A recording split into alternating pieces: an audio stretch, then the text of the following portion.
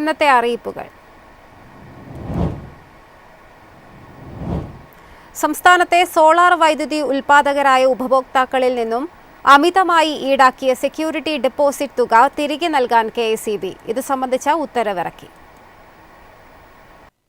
പുതിയ പരിഷ്കാരപ്രകാരം കഴിഞ്ഞ സാമ്പത്തിക വർഷത്തിലെ ഒരു മാസത്തെ ശരാശരി ബിൽ തുകയുടെ ഇരട്ടി മാത്രമായിരിക്കും ഇനി മുതൽ സെക്യൂരിറ്റി ഡെപ്പോസിറ്റായി ഈടാക്കുക.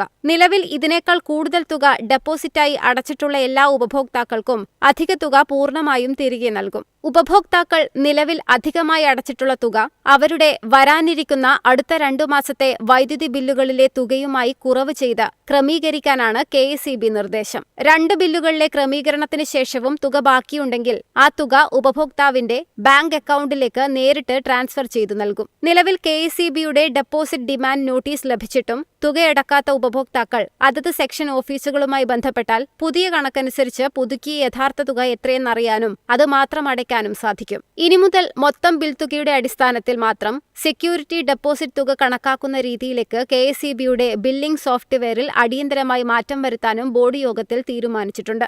News desk MyFin TV. Metroman E. Sreedharan മുന്നോട്ടുവച്ച അതിവേഗ റെയിൽ പദ്ധതി നടപ്പാക്കാൻ സാധിക്കുന്നതാണെന്ന് സർക്കാർ ഉപസമിതി. പദ്ധതിയുടെ റിപ്പോർട്ട് 2 ആഴ്ചയ്ക്കകം സമർപ്പിക്കും. E. ശ്രീധരന്റെ അതിവേഗ റെയിൽ പദ്ധതിയുടെ റിപ്പോർട്ട് 2 ആഴ്ചയ്ക്കകം സമർപ്പിക്കുമെന്ന് സർക്കാർ ഉപസമിതി. പില്ലറിലും തുരങ്കത്തിലും പാത പോകുന്നത് ഗുണകരമാകുമെന്നാണ് ഉപസമിതിയുടെ വിലയിരുത്തൽ.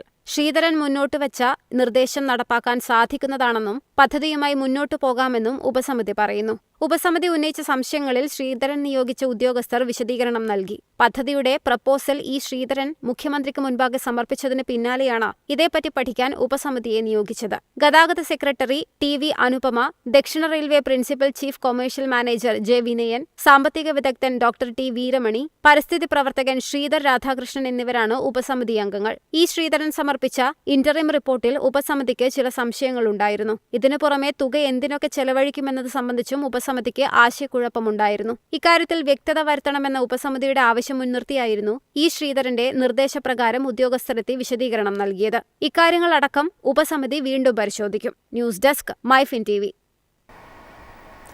ടെൻഡർ ഇല്ലാതെ സർക്കാർ പദ്ധതികളുടെ കരാർ ഏറ്റെടുക്കുന്നതിനുള്ള Uralungal labour contract corporative society അടക്കമുള്ള ഏജൻസികളുടെ അവകാശം പുതുക്കി നൽകി സംസ്ഥാന സർക്കാർ. ധനവകുപ്പ് ഇത് സംബന്ധിച്ച് ഉത്തരവിറക്കി. ഊരാളുങ്കൽ സൊസൈറ്റി അടക്കം 46 അക്രഡിറ്റഡ് കരാർ ഏജൻസികൾക്കാണ് അവകാശം പുതുക്കി നൽകി ധനവകുപ്പ് ഉത്തരവിറക്കിയത്. ഇതിൽ 40 ഏജൻസികളും സർക്കാരിന് കീഴിൽ പ്രവർത്തിക്കുന്നവയാണ്. Agri horticulture society, Pinarayi industrial society, Cosford habitat, Thrissur labour contract cooperative society, Uralungal society എന്നിവയാണ് സർക്കാർ ഇതര അക്രഡിറ്റഡ് ഏജൻസികൾ. ഇവർക്ക് നൽകിയിരുന്ന 2 വർഷത്തെ അവകാശം കഴിഞ്ഞ മെയ് 31 അവസാനിച്ചിരുന്നു. തുടർന്ന് ഈ മാസം 31 വരെയാണ് കാലാവധി നീട്ടി നൽകിയത്. ഇതിനുശേഷം അടുത്ത 2 വർഷത്തേക്കുള്ള അവകാശം പുതുക്കുന്നതിന് മുൻപ് സർക്കാർ ഇതര ഏജൻസികളുടെ പ്രകടനം ധനവകുപ്പ് വിശദമായി പരിശോധിച്ചേക്കും. News desk MyFin TV. എളുപ്പത്തിൽ സമ്പാദ്യം വളർത്താം. ഇന്ന് തന്നെ മൈഫിൻ TV ആപ്പ് ഡൗൺലോഡ് ചെയ്യൂ.